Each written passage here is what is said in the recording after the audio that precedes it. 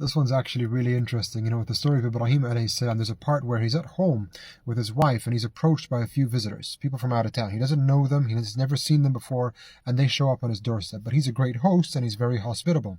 So he lets them in and he runs off to the back and he starts cooking up a nice meal. He brings a ijl, which is a calf, a baby cow. He cooks it up, does all the nice spices and the masala and all that kind of good stuff. I mean, he's a great host, right? And his wife is serving them hand and foot, tea, coffee, whatever they want.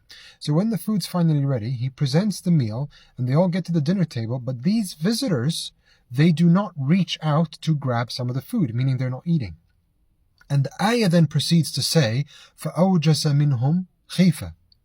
So he was frightened by them, he was taken aback, he was afraid, he was worried. And it's like, well, hang on a second, I don't understand that. Why would you be worried? Like, say you had some guests come over to your house and you presented a nice meal and they didn't eat. At best, you would say, okay, maybe they don't feel well. At worst, they're being very disrespectful. But you wouldn't be afraid. It's like, why am I anxious now?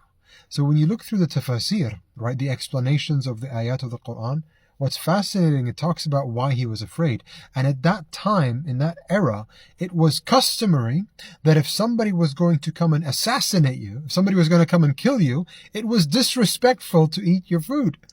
So look how polite they are. Like, I'm going to kill you, but I'm going to kill you honorably. And that's pretty cool.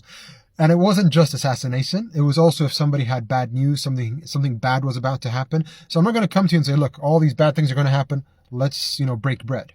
They would only eat together if there was something good or neutral, but never something bad. So that's why he was taken aback. He's like, okay, well, they're not eating. Clearly something's wrong here. Either they're going to assassinate me or there's some bad news they're going to bring. And so then they do bring the bad news, which is about the Qawm of Lut, the people of Lut, and how they're going to get destroyed. And that's a separate story for another day. But fascinating stuff. SubhanAllah, there's all these gems in the Quran. Barakallah feekum. Take care. Salam.